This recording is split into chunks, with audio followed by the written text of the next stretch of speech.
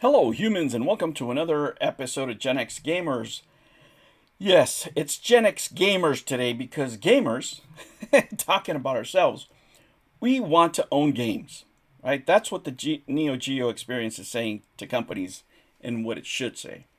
Now, guys, I want to start off by saying that this really shows the how fractured this market is. This market does not satisfy everybody, obviously, based on what you see on the background. But it goes beyond that, right? It shows, and, I just talked about it in another video, when I was talking about E3 2001 and how the, industry's changed and all this. But what the Neo Geo Plus proves is that gamers still want ownership, right? They are doing phenomenal numbers for a console of this type, right?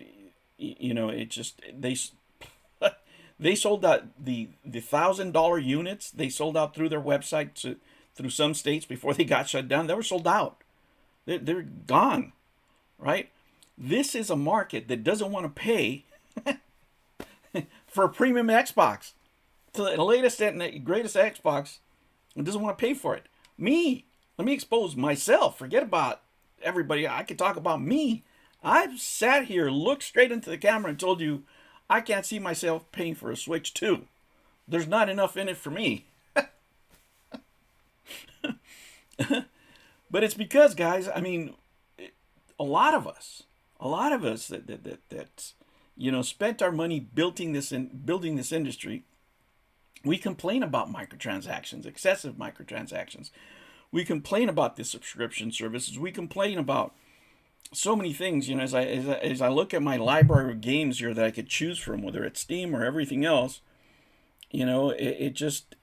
everything seems predatory. Everything seems business oriented. Everything's about making you the product. And here comes along Neo Geo and drops a retro console from the 90s with $90 cartridges, right? When we sat here and complained about $70 cartridges, when I've sat here and complained about $65 cartridges for independent gamers that it's too high, right? And here we are bending over backwards, right? People are trying to go to Amazon, pretending they live in a different state in order to buy these things. And it's just crazy, right? This retro console really exposed how fractured the market is. But it also exposes that we want to own things, right? That there's a huge sector of the market that wants to physically own things still. Is it the majority of the market? No. But is it a significant portion of the market? Absolutely. Absolutely. A significant portion of the market does not want to be online. They don't want to be signing up or signing away their privacy to, PlayStation or whoever the hell else. They want to connect games to, whether they're playing games buying their games for the kids or themselves. Right now, this Neo Geo is not a cheap plug and play toy, guys. It is not. It's a serious attempt to recreate the original Neo Geo of the 90s, which was the Lamborghini of the time, right? And for many people, it still is, right? It still is that emblematic. It's sort of like buying an old vintage, sports car that still holds its value. Many people, it's still out of reach, right? And because over time the cartridges have been so expensive, right? You can find cheaper ones out there, loose Japanese games, right, for less than $100. Yeah, sure, right. But if you want the original games in box and stuff like that, I just went to my retro game store. They have Magician Lord for $380 or something crazy like that. It's a big box. It's nice. It's a sizable box, but geez, $400. And now PlayOn brings it back, right? You get to play on cartridges. There's no downloads required. You get a complete product. And it's what the audience expects. It's exactly what they expect. So when you give people what they want, like I said before, they will give you their money hand over fist. You have physical media. You have immediate ownership. You have games that are finished. And yes, you could play them everywhere else. Look, and this is where I have to say, right? And I was watching the Rexer show. If you guys, like arcade stuff and are into the arcade scene, He posts a lot of controversies on there. Products he, reviews, things that he thinks are good, not good, and he calls this out as a cash grab, right? And to tell you the truth, as he's talking, I couldn't say no. I couldn't say no because logically, he's absolutely correct, right? You could buy, you could buy these at so many places, play them well, right? So many other ways. But why are people reacting to this so strongly, right? Because it doesn't make logical sense. It makes sentimental sense, right? This is something that people have been wanting for a long time. They've been craving it, whether they were teenagers or kids or whatever. This is something that they wanted to play. It's always been one of those systems that, if you could collect for it, if you had the money to collect for it, you would. So the system itself has a core gaming audience that not only comes from home console gamers, but from the arcade players themselves. I told you, several times already. I have one friend that I told you before that he never played home consoles. He always thought they were cheaper. He always thought they were a lesser experience. Nothing. The only thing he would have played back in the day was this console. And guess what? He forked over 1,000 Crispies to buy this. Somebody who hasn't owned a console since. And I'm talking, he didn't buy Genesis. He wasn't into the Nintendo. He thought I was crazy for buying these games that didn't really look like the arcade. It wasn't the arcade experience. They didn't join me for ColecoVision. They didn't join me for Atari. All they ever played was arcade games. That guy is buying this, right? He's of my age, of course, and he's got the means. He's an empty nester now. But from a business standpoint, from Play On, for them, guys, it was nuts. I mean, they underestimated what the system would sell, right? They sold in 24 hours what they expected to sell the whole year, right? That is a booming business, right? And that was on the website alone. Okay, on the website alone. And let's just say, right, let's just say for a console of this size, right? Usually something you would make like 10,000 units, say for an Atari. I think for a Neo Geo, right? For a Neo Geo, I could safely say that this was a 15,000 to 20,000 unit release, right? I'm being very conservative, right? That's a lot of money. That is a lot of money.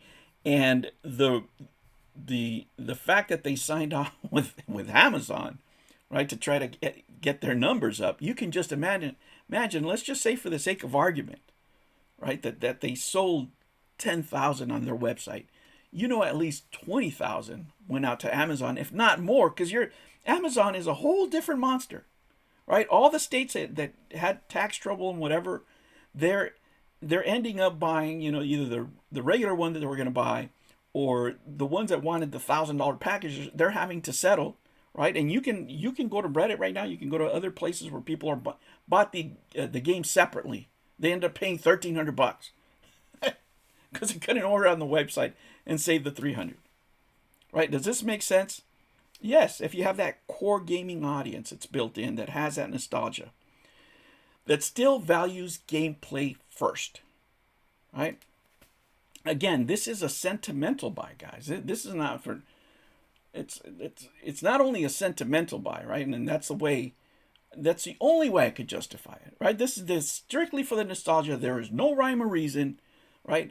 I just want to see these games in my game room. I want to see that console in my game room, right?